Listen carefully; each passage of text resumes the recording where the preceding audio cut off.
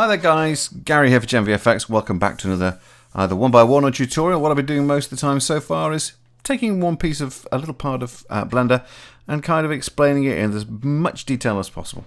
I know there's some certain parts of these which I still have left out, but that's mostly because I want to address the context of vertex groups all in one big tutorial. But right now we're going to talk about something which is very close to my heart. And it is the ability to move a camera around inside of Blender. Now, this actually is a tutorial, and it's not about how just to move a camera. It's not really that much about moving a camera, but it's more about how we can make a better camera. And we're going to do that using a bunch of empties, really, which is the way, in a lot of cases, you build camera rigs. You connect lots of little things together. But then you have one item, one thing that you actually have all the controls written into. And so a lot of today's tutorial is going to be talking about expressions and drivers. And this is really, really good actually, because you don't just use these for making a camera. You can use these for anything. Driving a channel is just one of the best things you can do in any 3D software.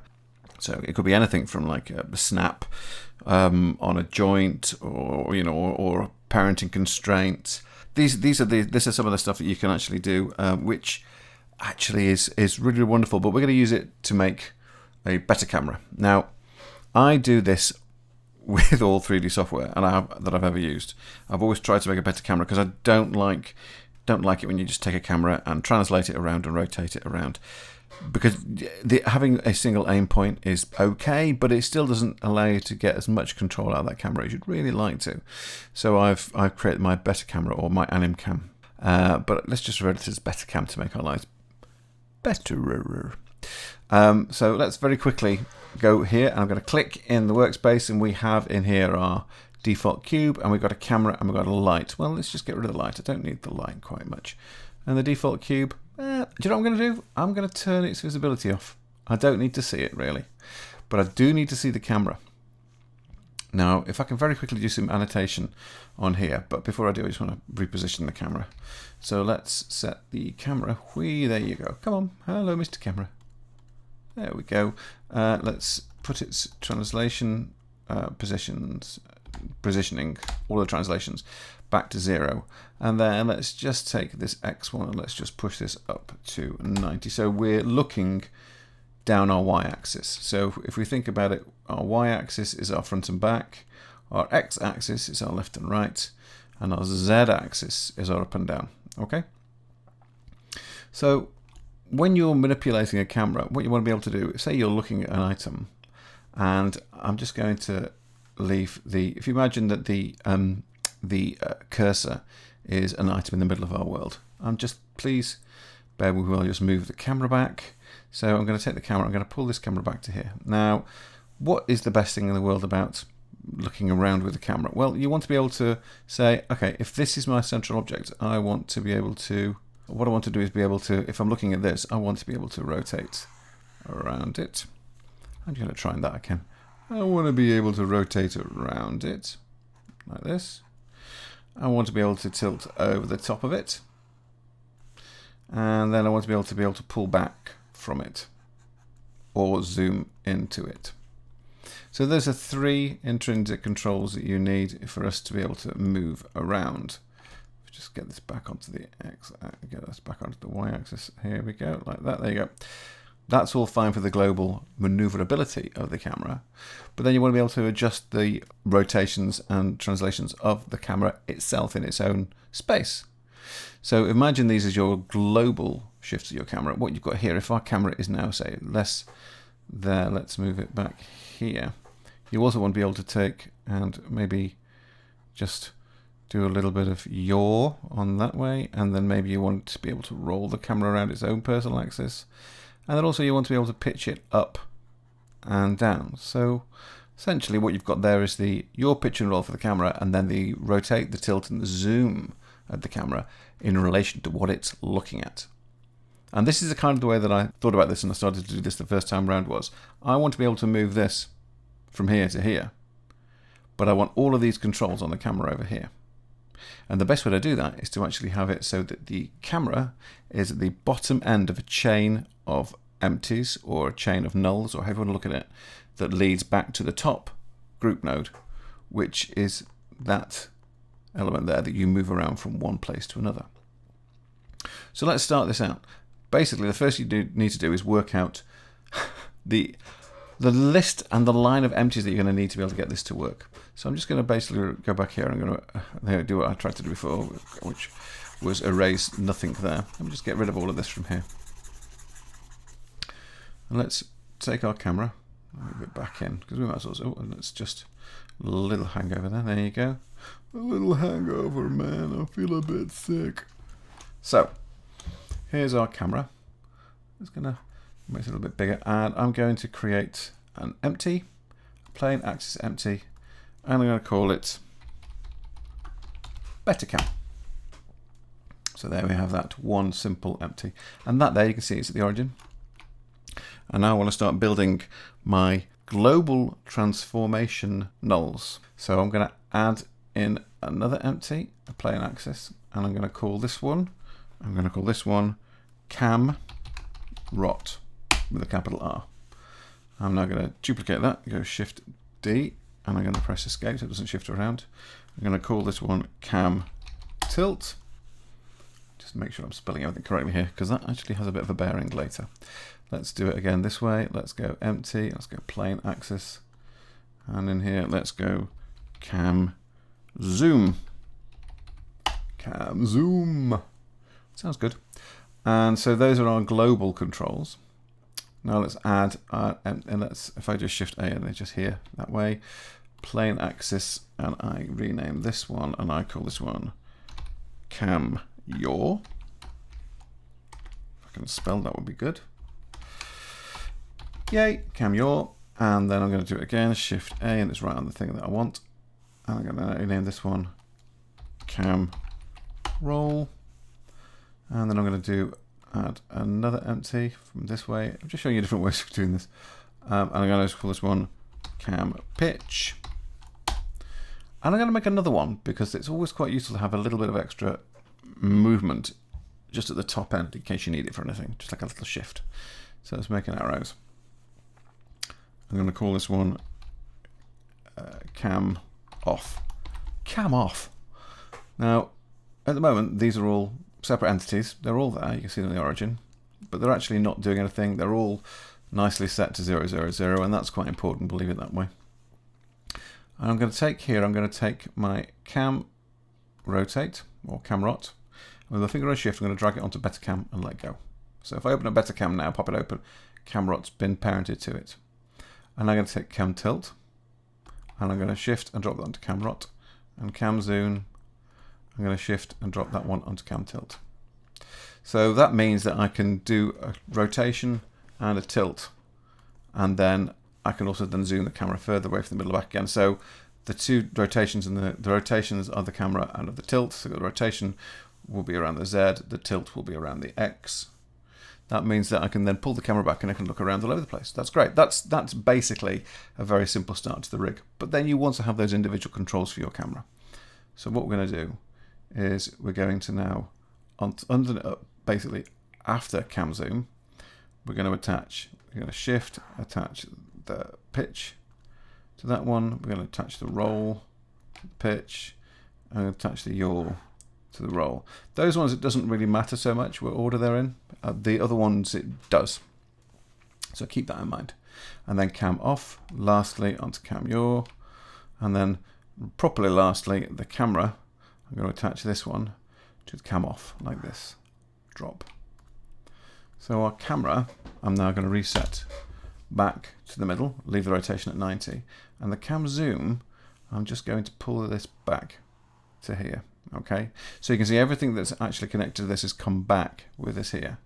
So if I go into camera just to prove a point, I can now, if I go, let's just rotate, whoops, I'm pressing translate, let's just rotate this around the Z like this.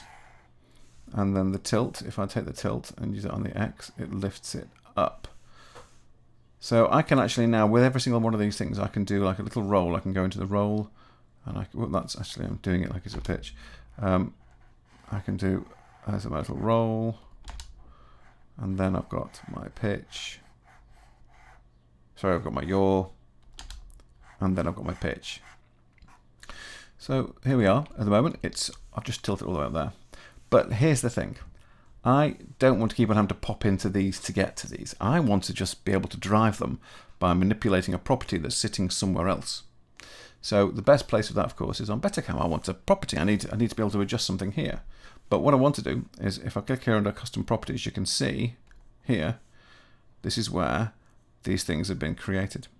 So I can add a property in. So if I click on add, okay, you can see it there. There it is, prop. And I can go add, add, add, add, add. They've all got slightly different names, but they are all being created here.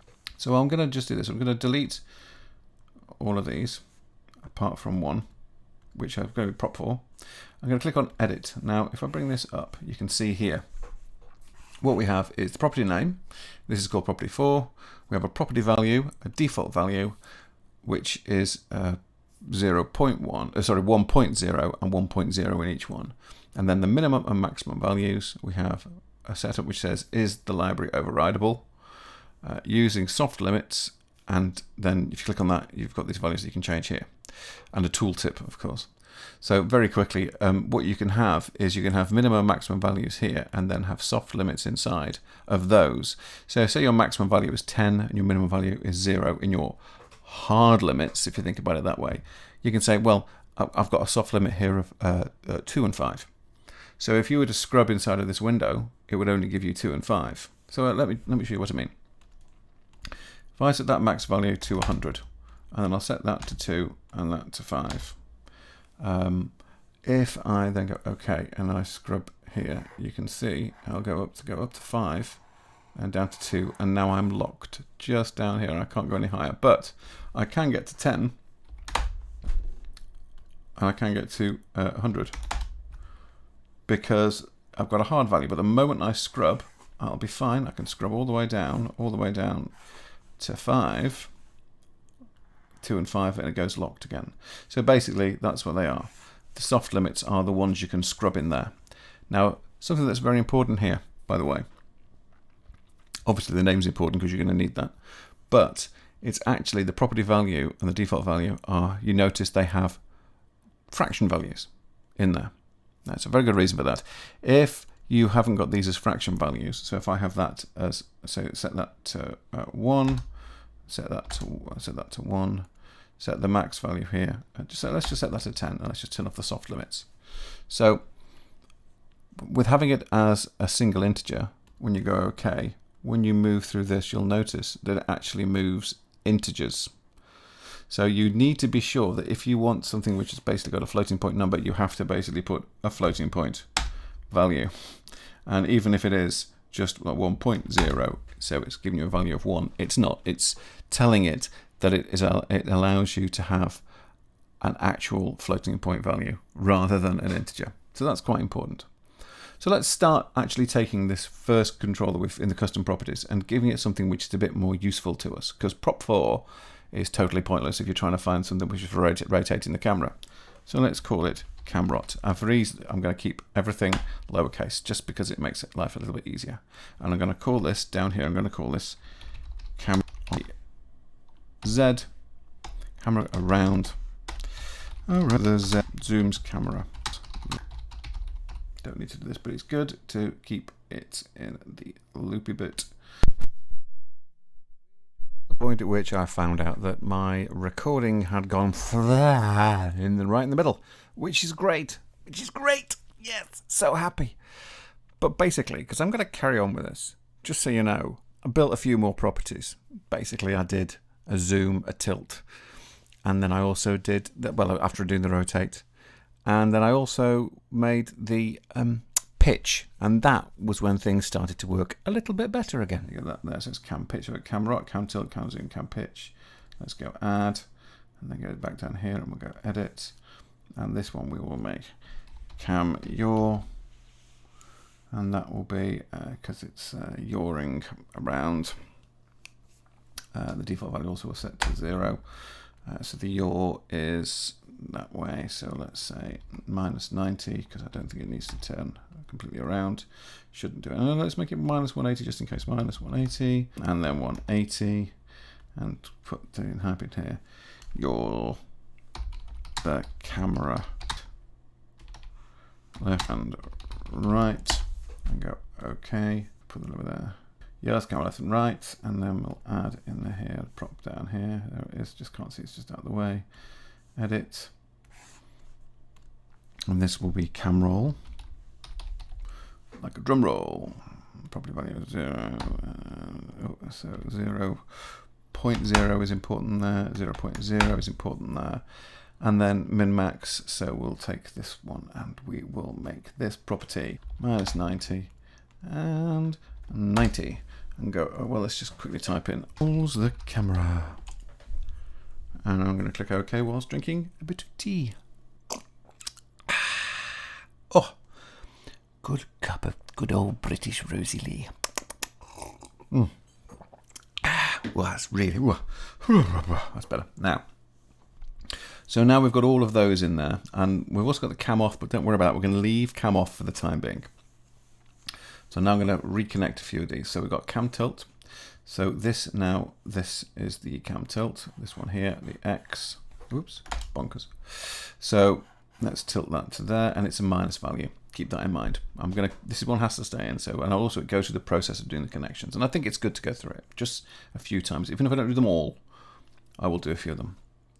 So you can hear them. So let's go add a driver. So it brings up that drop off, and then we'll go add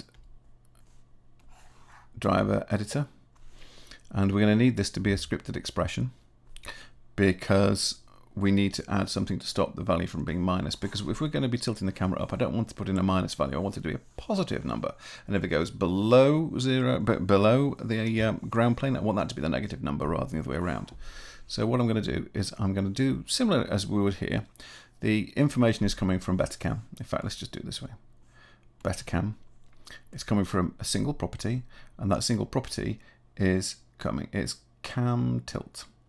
Yep. So let's type in, I'm going to do it this way. I'm going to put square, quote unquote, square, and then back up. And I'm going to put in cam tilt. So I can type it in myself if I want to. So it recognizes it. And then at the moment, it's set it to whatever var is, plus 0.057. So let's get rid of that. And it pops it down there, because it's getting its value from the driver value, which is set to 1. That's given us a positive value underneath. So the first common sense there is go times minus 1. Do that in the scripted expression, and it puts it above. But of course, we've still got the problem with the fact that we are dealing with degrees and radians. So we're giving a value of 1, which is a radian, which is giving it a minus 57.3 value when it's multiplied by 0.1. So what we need to do is go up here and again type in radians, not radiant, although I'm sure it probably is, var times minus 1, and do that, and then press delete. Not delete, sorry, delete, press enter on the keyboard, and you'll notice now it's gone to exactly where it needs to be. Let's get rid of that window. So now when I go to Bettercam, and if I go to my camera rotate, it rotates it around there, and my camera tilt. And then what I can do now, obviously I need to do the zoom, cam zoom.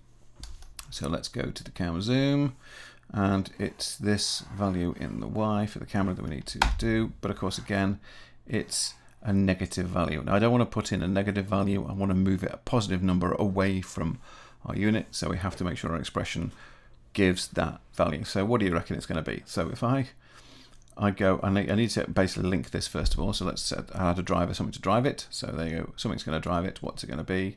Well, let's go back into opening the driver editor, and it's obviously going to be a scripted expression because I need to change the var value. I can't just have var, it's got to have a bit more information in there. So it's going to be the var variable anyway. So let's just do that. And of course, it's now popped it right back at the 0 point, but it's because it's not looking at anything. So Bettercam. And then we want the single property, and I want to put that in. Now, if I can't remember what it is, the best thing to do is leave this like this, come back to Bettercam, find the one here, zoom, right click and go copy data path.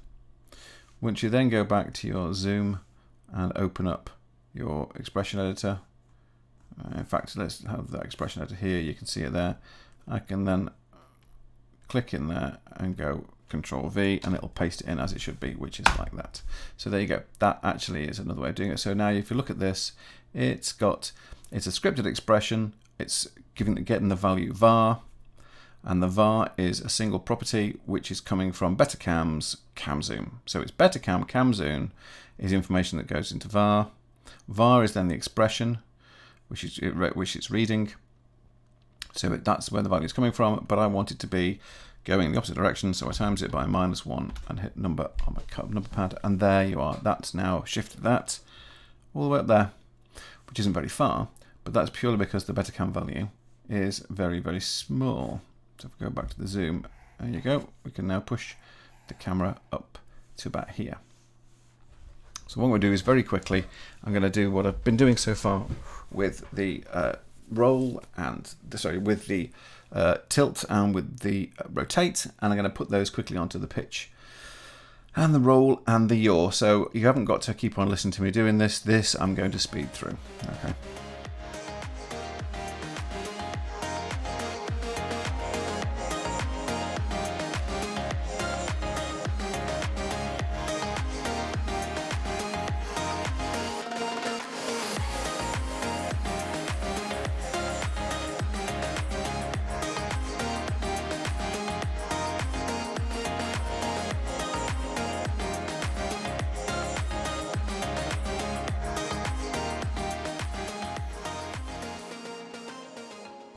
And then that's all correct. In theory, now there's my zoom, there's my rotate, there's my tilt, there's my roll, and there's my pitch. So if I go 0, 0, 0, 0, 0, and then pull that in, you can see that I've got a camera that is following that point. So you're thinking, well, that's great, that's really great, but why is that so much better than a regular camera? Well, I'm going to show you. This is the main reason why this is better than a regular camera. Is that if I now go into, let's see, I need some objects. Let's just pop down Betacam, because I don't need to see anything apart from that. And let's turn the cube back on. And for the sake of argument, I'm going to add a grid so we can see some kind of floor. Where are we? Where's the grid? It's in Mesh, Gary. Oh, it's been a long day for me, sorry people. Right, so go to tab mode, and I'm going to go S10, just so we've got some scale on this thing. And I'm going to add a modifier, and I'm going to put on that wireframe. Yeah, let's put on wireframe. So when I go back here, you can see it's wire. And then I'm going to increase the thickness. So there's a very quick way of making kind of a floor, so I can pass, if I wanted, I can pass through the floor with the camera. And let's take this box and let's move this box from here to here. And then let's move this up, pop it there. And I'm going to go Shift D like that. Press Escape to drop it. I'm going to move it to 6.5 here. Okay. Let's move it actually a bit further, a little bit further. There we go. And I'm going to push that one in slightly. Do that one there. Right. So what I'm going to do is I'm going to bring up, I'm going to push this. Oh, what am I doing there? I didn't mean to do that. Let's just push that back there. I'm going to push this over here. And then I am going to, what I'm going to do is I'm going to just pull this over here like this. And then I'm going to pull this down like this. But you know what? I've actually just realized there's no need for me to do that, because what I actually want to do is to go to the animation window. So what I'm going to do is I'm going to click on animation. And straight away, what you can see here is what I wanted to set up basically in the first place, which is essentially a dope sheet, but I'm going to change to a camera editor, graph editor. And you will see that we have our camera view, which is down here in our camera, and our general scene. So I'm going to pick Betacam. And I'm going to move it over. Let's just go G, and let's move it over here. And let's just do a little bit of pulling about here. So let's open this and let's go, whoop, let's pop it there, and let's move it in, and then let's move it down. So essentially it's looking at the front, it's looking exactly at the middle of our cube. Okay, so this is the view we're getting from our camera. There you go. And it's a bit close, so let's go to better cam and let's go to properties and let's push this further away. Okay, so I am going to decide exactly where my first camera position is going to be. So I want to tilt it up. So I'm looking down. So let's type in the value of about 10, 20. Let's push it a little bit more. I like that. And then let's give it a little bit of a roll. Oh no, sorry, that's rotate. I meant a little bit of a roll. There, let's do this. In fact, no, let's push it the other way. So it's like this. And then I'm going to use the rotate, and I'm going to come around here. So I'm a little bit, ooh, that's shot round. So that, and then let's bring it around. So I'm a little bit over here. Now notice I'm still looking. I've done those rotations and changes to that camera, but I'm still looking at that cube. I ain't looking at anything else. It's just that cube. So let's zoom out a bit further, just so I can see. Well, let's just make that. Oh, maybe that's, yeah, that's okay. Let's go. That's good. That's good. Right. So I'm now going to press I on that to save my animation location at frame 1. I'm going to set this to 125 frames rather than 150. Sorry, rather than 250. Don't need 250. Okay, I. There we go. I. And then we're going to go over to frame 125. And let's just bring up the controllers like this. And let's move this all the way over to here. Just like that. And let's leave the pitch a little bit adjusted. And then that a bit adjusted. And then let's rotate it. So we are at 50 degrees. So we're looking back at it. Let's tilt it lower. Let's use some yaw and push it a little bit over to the side. So even though we're looking at that, it will now be a little bit further across our frame. Give you an idea what I mean. I can still rotate around the object. And I've got a stupid value there, so let's build it back to 50. Let's zoom it out a tiny bit. Do that and just go I. And there we go. So now we've got a bunch of information here. So the camera now moves all the way to there. But the reason is it's not worked perfectly well is because I didn't keyframe this bit here. So let's just do that there. There we go. And then let's do an eye in there. And so now if I come back here and play this back, if you watch here, we've got a much more dynamic camera move than just a pan left and right. And you think, well, that's fine. But, you know, I want to be able to, I need to adjust. Someone says, oh, you know, it needs to be tilted up more. Well, do you know what? I can just go to the first frame, set that to 50, and save a keyframe on it. Oh, see, that works nicer, doesn't it? But let's pitch that.